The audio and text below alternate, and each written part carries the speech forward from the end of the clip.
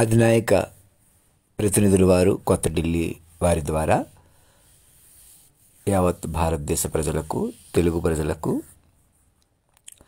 దేశ ప్రజలకు ఆశీర్వాదపూర్వకంగా తెలియజేయనిది ఏమనగా, ఇక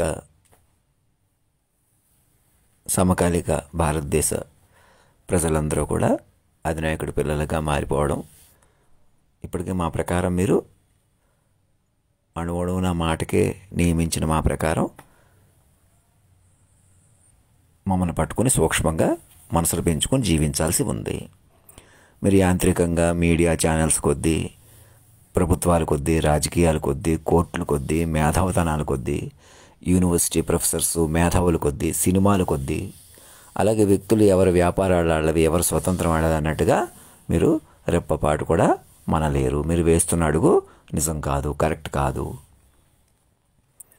ఎలాగంటే అడుగున మాటకి చెప్పిన నిజమా కాదా అని సాక్షుల నుంచి సాక్ష్యం తీసుకోండి. సాక్షులు ముందుకు రాకపోవడం, నా మెసేజ్లకి ఎవరికి కమ్యూనికేట్ చేయకపోవడం, దేశ అధ్యక్షుల వారికో, ఉపాధ్యక్షుల వారికో, న్యాయస్థానం వాళ్ళకో వాళ్ళు ఏదో వాళ్ళకి మట్టుకు వాళ్ళు నిర్ణయం తీసుకున్నాం, లేదా ఎవరన్నా చెబుతుంటే వింటం మానేస్తున్నారో, నా మెసేజ్లు కూడా చూడకుండా, నాతో కమ్యూనికేట్ చేయకుండా, నేను గవర్నర్ ఆధీనంలో ఉన్నట్టు, లేదా నేను ఎక్కడ కొలువు తీరాలో అక్కడ అడ్రస్ చూపించినా కూడా ఇంకా కొలువు తీర్చకుండా, గవర్నర్ కూడా మాట్లాడకుండా ప్రవర్తించడం, మా ఇద్దరు ముఖ్యమంత్రులు మాట్లాడుకోకుండా ఉండటం, ఎవరి నిర్ణయాలు వాళ్ళు ఏదో తీసుకోవటం, వాళ్ళకి ఎవరి టెన్షన్లు వాళ్ళకు ఉన్నాయి, ఎవరి గొడవలు వాళ్ళు ఎదుర్కోవాలి, ఎవరి కర్మ వాళ్ళది, ఎవరి గోలాడది అని అనుకుంటున్న వాళ్ళందరూ ఆలోచించండి.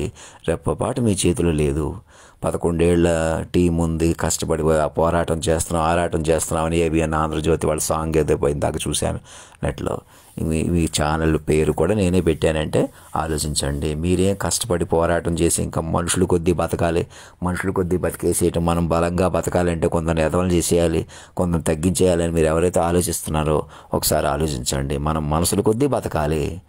ఈ లోకం బలం కొద్దీ లేదు. ఇంకా కులం కొద్దో, మనుషుల కొద్దో ఏదో రకంగా తొక్కేసేసి, ఏదో రకంగా పెద్ద మనుషులాగా మీరు టీవీలో ఆంగు కొద్దీ, ఆహార్యం కొద్దీ, ఆర్భాటం కొద్దీ, మీరు ప్రోగ్రామ్స్ కొద్దీ కొందరిని ఎలాగైనా తగ్గించేసి, కొందరు ఆడవాళ్ళని ఎలాగైనా పెంచి, కొందరు ఆడవాళ్ళని తగ్గించేసి, లోకం అంటే గ్లామర్ ప్రపంచం, బలమైన వాళ్ళ ప్రపంచం అని ఎప్పుడైతే అనుకుంటున్నారో, ఎప్పుడైతే విషం కావాలంటే విషం పెంచుదాం, విషం కక్కుతామని, మేము ఆహార్యం కొద్దీ, బలం కొద్దీ మాకు కుదిరిందని రెచ్చిపోవటమే మృతమని, ఘోర కలి అని తెలుసుకోండి. అదే ఒక వాటిలో చెప్పాలంటే కామ ప్రళయం అని తెలుసుకోండి. బలం కొద్దీ రెచ్చిపోవటం అంటే కామ ప్రళయం అని ఎందుకు ఏం జరుగుతుంది? కామ ప్రళయం వల్ల ఏం జరుగుతుంది? మీరు రెప్పపాటు కూడా మన చేతిలో లేని మృత సంచారంలో, మృత జీవితంలో జీవిస్తున్నారని తెలుసుకోండి. ఇంకేదో ప్రమాదం వస్తుంది, ఇంకో కరోనా వస్తుంది, ఇంకో లేదు, దీనివల్ల మీకు నష్టం జరుగుతుంది, ఎవరో నష్టపోతారు, ఎవరో సుఖపడిపోతున్నారు అని ఇంకా అనుకుంటున్నారు. మీరు మనసుకు సంబంధం లేకుండా పోలీసులు అరెస్ట్ చేయటం, రేప్ కేసులు పెట్టేయటం, వ్యభిచారులుగా మార్చేయటం, అరాచకాలు చేసేయటం, తప్పుడు పెళ్లిళ్ళు చేసేయటం, మోసాలు చేసేయటం, పని కట్టుకుని మనుషుల కొద్దీ చెలగాట పడడం, మనుషుల కొద్దీ రెచ్చగొట్టడం, మనుషుల కొద్దీ ఏదో చేయటం, మనుషుల కొద్దీ మేమే బలంగా ఉన్నాను అనుకోవటం, ఒకళ్ళు గొడవలాగా ఇద్దరు గొడవలా చూపించుకుని, నన్ను కూడా మామూలు మనిషిగా చూసుకుని, మామూలు మనిషిగా గొడవపడు, నీ వాళ్ళు చిన్నవాళ్లే కదా, నువ్వు చిన్నవాడివే కదా, అక్కడే పొరపడుతున్నారు. కాలాన్ని శాసించిన నన్ను ఉపయోగించుకుని అనేకులను మోసం చేయటమే ఘోరకలి అని తెలుసుకోండి. మనుషుల కొద్దీ, టీవీల కొద్దీ, సినిమాల కొద్దీ రెచ్చిపోవటమే ఘోరకలి. మేము ఇంకప్పటికీ ఏబిఎన్ ఆంధ్రజ్యోతి, నేనే ఆంధ్రజ్యోతిని పెట్టాను, నేనే ఆ ఓపెన్ హార్ట్ నడుపుతున్నానని ఏబిఎన్ రాధాకృష్ణ కానీ వాళ్ళ అబ్బాయి కానీ నవ్వుకుంటూ, నవ్వులాటలుగా, చెలగాటాలుగా ఆవిడే ఒప్పుకుంది, ఈతనే లేచి వెళ్ళిపోయాడు, ఆవిడే చంపేసింది, ఈవిడే కొట్టేశారు, వార్తలు ఏవో సృష్టించుకుని ఒక వికృతానందాలు పొందుతూ మేము మీ ఛానల్ పేర్లు మేమే పెట్టామంటే మాలాంటి వాళ్ళని అవమానించి అక్కడ సాక్షుల దగ్గర నుంచి పట్టించుకోకుండా చేసి, సాక్షులు మాట్లాడకుండా, మీరు మాట్లాడకుండా, కమ్యూనికేషన్ వెళ్ళకుండా రాకుండా, ఇప్పుడు కూడా మనుషుల కొద్దీ ఏదో తమాషా చేయండి. మనుషుల కొద్దీ ఒకళ్ళిద్దరు తమాషా చేసాం కదా, ఇంకెలాగో కాళ్ళలోకి వచ్చేసారు కదా, ఇంకెలాగో పెద్ద ఇతను వైపు వచ్చేయాలంటున్నాడు కదా, ఇంకెలాగో మా వైపు వచ్చేసాడు కదా, కాదు, ఇంకెలాగో కాదు, నన్ను పట్టుకుని మీరు ఇంక మాయ వదిలేసేయాలి. ఈ క్షణం మీరు దేహం కాదు, ఈ ఛానళ్ళు కానీ, ఆస్తులు కానీ, డబ్బులు కానీ ఏవీ మేవి కావు. అలాగని ఎవరివే అధినాయకుడికి షిఫ్ట్ చేసేయండి, అధినాయకుడికి సమర్పించేసి కొత్త జీవితాలు బ్రతకండి. అప్పుడే అందరినీ బతకగలరు. మీరు పని కట్టుకుని మోసం చేస్తున్నారు. ఇప్పుడు భౌతిక కోణంలో బతకాలంటే, ఏదైనా మీరు ఫిజికల్గా హైలైట్ అయిపోవాలంటే ఇంకోటి ఫిజికల్గా తొక్కేయాలి, అవునా కదా? మీ ప్లేస్లో ఏబిఎన్ రాధాకృష్ణ లాంటి వాడు చాలా పరిస్థితులు నేనున్నా అలాగే ప్రవర్తిస్తాను. అందుకే నేను ఏమంటానంటే ఇంకా మీరు భౌతికంగా లేదు, ఆలోచనగా షిఫ్ట్ అవ్వాలి. మనం అందరం ఒక కుటుంబంగా మారిపోవాలి. సుఖాల కొద్దీ భోగాల కొద్దీ రెచ్చిపోకూడదు. జీవితం అంటే ఏవో సినిమాలు, హైలైట్లు, గ్లామర్ ఫీల్డ్, చీరలు, జాకెట్లు, హైలైట్లు, బట్టల కొట్లు, లగర్ కొట్లు, వ్యాపారాలు ఇది కాదు. రియల్ ఎస్టేట్ వ్యాపారాలు, ఎలాగైనా విలాసవంత పోస్ట్ బంగళాల్లో ఉండడం, విశాలవంతంగా ఉండడం, కార్లు మేళ్ళు కొనుక్కోవటం, ఎక్కడికో ఏదో ఊరెళ్ళి ఎవరినో కలుసుకో అని కాసేపు వైజాగ్ వెళ్ళిపో లేదా తిరుపతి వెళ్ళిపో అని నాకు బస్ టికెట్లు కొనుక్కోమని ప్రేరేపించడం, ఇలా మనుషుల కొద్దీ, ట్రావెల్ కొద్దీ, విలాసాల కొద్దీ, టూర్లు కొద్దీ ఇలా ఉందనుకుంటున్నారు ప్రపంచం. అలా లేదు, ఆలోచన కొద్దీ ఉంది. అధినాయకుడి పిల్లలుగా మారిపోయే మీరు ఎవరో చిన్నవాళ్లే కదా పెద్దవాళ్లే కదా అని అలాగా లెక్క కాదు. ఏమంటున్నారు చూసుకోవాలి, మనసులు గెలిపించుకోవాలి. మీరు కూడా మనస్ఫూర్తిగా బ్రతకాలి. అంటే మాట కనెక్ట్ అయ్యి మనస్ఫూర్తిగా బ్రతకాలి. మేము మనస్ఫూర్తిగానే బ్రతుకుతున్నాం, మాకు నచ్చినట్టే చేస్తున్నాం, మాకు నచ్చింది కాబట్టి మేము ధైర్యంగా ఉంటాం, ఏదైనా చేస్తున్నాం, ఎంతైనా అభివృద్ధి చేసేస్తున్నాం. చంద్రబాబు నాయుడు కాబట్టి ఆయన బిల్డింగులు కట్టాడు, ఆయన భవనాలు కట్టాడు, ఇంకేదో చేసేస్తున్నాం, ఇంకా వ్యాపారాలు కొద్దీ ఇలాగ అభివృద్ధి చెందేస్తున్నాం. మేము మా పిల్లల భవిష్యత్తు మా రాజధాని అభివృద్ధి మీద ఉంది, భవనాల మీద, బిల్డింగుల మీద ఆధారపడుతుంది, చదువుల మీద ఉంది, ఎంబీఏలు, డాక్టరేట్లు ఏవో చదివేయటం వల్ల మేము పెద్దవాళ్ళం అయిపోతాం, ఇలా చూసుకుంటాం. అందుకు అవసరమైన మిగతా వాడిని పని మనుషులుగా మార్చేస్తాం, ఎదవలు చేసేస్తాం, తగ్గించేస్తాం, ఇతరు వ్యాపారాలు దెబ్బతీసేస్తాం, అవసరమైతే మనుషులు చంపేస్తాం, కొట్టేస్తాం.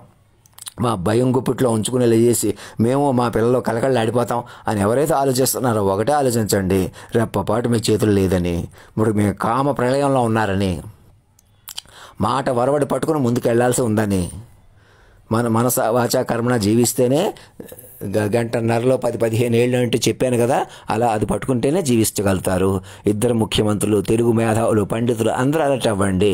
హాస్టల్ రామకృష్ణ, సరోజిని, సురేష్ లాంటి వాళ్ళు, ఎక్కడెక్కడో డిఎస్పీ నాగబాబు లాంటి వాళ్ళు, ఇంకా నాకు పరిచయం నలుగురు పేర్లే చెబుతున్నానంటే ఇంక వీళ్ళ దగ్గర ఉన్న రహస్య పరికరాలు, ఇళ్లలోని రహస్య పరికరాలు పెట్టుకున్నారు, ఎలా పెట్టుకున్నారు, ఎలాగైనా ప్రతిదీ సూక్ష్మంగా వినేసి అనేకులు మీరు అందరూ కలిసి మోసాలు చేసుకుంటూ ఏబిఎన్ ఆంధ్రజ్యోతి ఒక కోర్టు సెక్రటరీ అని పేరు కూడా మర్చిపోయాను నేను, ఆ మధ్య పేరు కూడా గుర్తులేదు నాకు. అలాంటి వాళ్ళు మా చేతుల్లో ఉండాలి, మా కాళ్ళల్లో ఉండాలి. బిళ్ళపాటి బాపూజీలో కానీ ఎక్కడున్నాడో నా చేత నేను కాళ్ళకి దండం పెట్టినట్టు ప్రవర్తించినా నన్ను తొక్కేసేయటం, ఎలాగైనా తగ్గించేయటం. అలాగే మురళీమోహన్ చేతికి దండం పెడితే అతను తొక్కేసేయటం, తగ్గిపోతే తగ్గించేయటం, ఎలాగైనా ఇంకా తగ్గించేయాలి, ఇంకా అవమానించాం కాబట్టి ఇంకా తగ్గించేయాలి. బలం కొద్దీ మనమే రెచ్చిపోవాలి, బలం కొద్దీ మనమే బతికేయాలని ఆలోచన చేయడమే పొరపాటుని తెలుసుకోండి. ఇప్పుడు కూడా నాలో ఉన్న దైవత్వాన్ని కాపాడుకోండి, నన్ను బలపరచుకోండి, నన్ను నా మనసు నాలో చేరిన ఆడతనాన్ని గౌరవించండి, ఆలోచించండి, తెలుసుకోండి, చెప్పుకోండి, వినండి. మీరు మీ మనుషుల కొద్దీ రెచ్చిపోవడానికి లేదు, ఏదోటి చేసేయడానికి లేదు. మీ ఇక్కడ ఏదో చేస్తుంటే నువ్వేదో చెప్పుకో, ఏదో చేయడానికి మీరు కెమెరాల కొద్దీ, మనుషుల కొద్దీ, ఓపెన్ అండ్ సీక్రెట్ కెమెరాల కొద్దీ ఇలాగ చెలగాట మాడుకుంటాం. మేము ఏదోటి చేస్తాం, లేదా మాట్లాడుకోరుకుంటాం, మాకు ఇప్పుడు జరుగుతుంది కదా అని మాట్లాడుకోరుకుంటున్నాం. అది జరగటం కాదు, అంతకంతకు మృత కబళింపులోకి వెళ్ళిపోతున్నారు. నా మాట కబాళీల అధీనంలోకి రావాలి. నేను గంటన్నరలో 10-15 ఏళ్ల ఫార్మేట్ని పట్టుకుని ఈ క్షణం నేను ఏబిఎన్ రాధాకృష్ణ కాదు, ఈ ఛానల్ నాది కాదు, ఆయన కాళ్ళ మీద పెట్టేస్తాను. ఆయన అలాగే రెడ్లపల్లి రామకృష్ణ కాదు, నా 16 రాష్ట్రాలు ఆయన కాళ్ళ మీద పెట్టేస్తాను. ఈ సినిమాలు అన్నీ ఆయన పేరు ఆయన కొలువు తీర్చిన తర్వాత ఆయన హైలైట్ చేస్తూ సినిమాలు తీసుకుందాం అని సినిమా వాళ్ళు, రాజకీయ నాయకులు, అలా మీ పదవులు కానీ, ప్రధానమంత్రి గారి కేసీఆర్ కానీ ఉద్యమం ఆయనే చేశాడు, తెలంగాణ కష్టపడి వచ్చింది, దార్శనికుడు తెలివైన వాడు అని చెప్పుకోవడం కూడా తెలివి తక్కువతనం. రెప్పపాటు మీ చేతులు లేదు. మీ ఉద్యమం ఎలా ఉంటుందో, పొడుస్తున్న పొద్దు మీద నడుస్తున్న కాలమా, పోరు తెలంగాణ అనే పాటలు కూడా నేను అప్పుడే పాడటం జరిగింది. వాటి అర్థం తెలిస్తే ఏదైనా పొడుస్తున్న పొద్దు, పోరాటం, ఆరాటం అన్నీ కూడా నా మాట మించి లేవు, నా ప్రకారం ఉన్నాయి. మీరు డెవలప్మెంట్లు కానీ ఏవి కూడా చెల్లవు. తక్షణం డిఎస్పీ నాగబాబు నా మెసేజ్లు అందరూ చూసి ఇలా చూసుకుని రెడ్లపల్లి రామకృష్ణ అక్కడ సాక్షులు రామకృష్ణ అందరూ అన్నదమ్ములా కలుసుకుని అందరూ నా పిల్లల్లా మారిపోయి నన్ను పట్టుకోండి. మణిబాబు కుటుంబం లాంటి వాళ్ళు ఇంకెంతమందిని ఎవరెవరిని వేధిస్తున్నారో అందరిని తప్పుడు పెళ్లిళ్ళు చేసి మోసాలు చేసి గౌరవించి మణిబాబుని ఫణిబాబుని అందరినీ కలపండి. అలాగే మా వాళ్ళు చిన్నవాళ్ళనే కదా ఎలాకోవడం చేసిన మమ్మల్ని ఉపయోగించుకుని అనేకలు మోసం చేస్తున్న వాళ్ళు కూడా బయటకు వచ్చేలా చూసుకోండి. ఫేస్బుక్లో అందరినీ కలిపేసేయండి. అది నేను ఇంకెలాగా ఉంటున్నాను, ఇలాగే ఉంటాను, నేను ఎలా ఉండలేదు, మీరు అలా చూసుకుంటూ ఉండిపోతున్నారు, తద్వారా మృతంలో కొనసాగుతున్నారు. మాకు తాగుళ్ళు వ్యసనాలు ఉండాలి, రెచ్చిపోవాలి, వ్యాపారాలు కొద్దిగా వ్యవహారాల కొద్ది రెచ్చిపోవాలి. అలా రెప్పపాటు మీది కాదు. అలా రెచ్చిపోయి బలం కొద్దీ మీరు బతికేస్తున్నారు అనుకుంటున్నారు. అలా బతకట్లేదు. ప్రతి క్షణం మృతంలో నెట్టుకుపోతున్నారు. నిజం తెలుసుకోండి. అది మీరు మాట పట్టుకుని పైకి లేగాలి. గంటన్నరలో 10-15 ఏళ్ళ సూర్య చంద్రాది గమన స్థితిలోకి నడిపాడే అతను కేంద్ర బిందువుగా అతని కోసం బతకాలి. అతని మనసుని సర్వాంతర్యామిగా అన్నిటా వ్యాప్తి చెందున్నాడు కదా. సునామీలు సముద్రాలు నడిపాడు కదా. అలా ఉంది సురక్షితం. మీ వ్యాపారాల కొద్దీ, కోర్టు తీర్పుల కొద్దీ, జగన్మోహన్ రెడ్డి మీద కేసు నడపడం కొద్దీ, చంద్రబాబు నాయుడు మీద కేసు నడపడం కొద్దీ, లేకపోతే వాళ్ళిద్దరూ ఒకటే వాళ్ళు తగులు ఉన్నట్టు చూపించుకుని రామోజీరావు గారు అసలు మాట్లాడకుండా అక్కడ రామోజీ ఫిల్మ్ సిటీలో కొలువు తీరి నా మీద చెప్పుకోండి, నా ఫోటో పెట్టుకుని చెప్పేసుకోండి అంటే వినకుండా ఇంకా మీకు వద్దే ఉంది. మీరు బలమైన వాళ్ళు. ఇంకా మీ మనవడు, మీ రామోజీరావు గారు మనవడు, రామోజీరావు గారు కూడా నాకు శిష్యుడిగా, నాకు మరణం లేని ఫార్మేట్ కనెక్ట్ అయిపోవాలి. నాకు పిల్లలు ఎందుకు అయిపోవాలి? నేను పెద్దవాడిని చిన్నవాడిని కాదు, ముసలివాడిని పెద్దవాడిని కాదు. నాకు అసలు మరణం లేదు.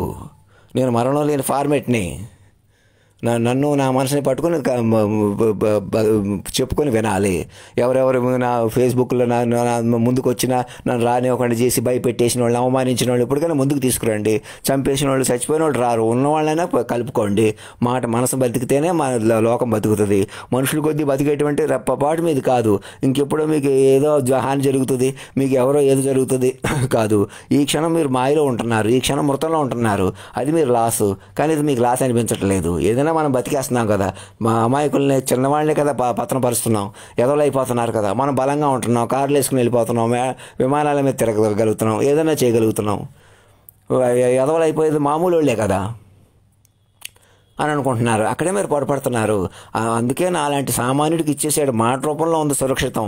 రేపు కరోనా వస్తుందా, ఇంకోటి వస్తుందా అనే కాదు, ఇంకేదో ప్రమాదం వచ్చేస్తుంది. నన్ను పట్టుకోకపోతే మీరు విమానం మీద వెళ్తే పడిపోతారు. అది కూడా నేను అంటలేదు. అది కూడా సిల్లి. అంతకన్నా మీరు పాటు మృతంలో కొనసాగిపోతున్నారు. ప్రతి క్షణం మృతంలోకి నెట్టుకుపోతున్నారు. అలా గాలివాటంగా బతికేస్తున్నారు. మనస వాచ కర్మణ బ్రతకాలి. పద్యాలు పాటలు పాడుకుని గంటన్నరలో సినిమా పాటలు అన్నీ పాడి సూర్య చంద్రాది గమన స్థితిలో నడిపినటువంటి ఆ తీరుని పట్టుకుని ఆ తీరుని డెవలప్ చేసుకుని ముందుకెళ్ళాలి. మీరు మనుషులుగా కోర్టు తీర్పుల కొద్దీ, లోకం కొద్దీ, వ్యాపారాల కొద్దీ ఏదో ఒకటి చేయడానికి లేదు. ధర్మం రక్షతి రక్షత, సత్యమేవ జయతే.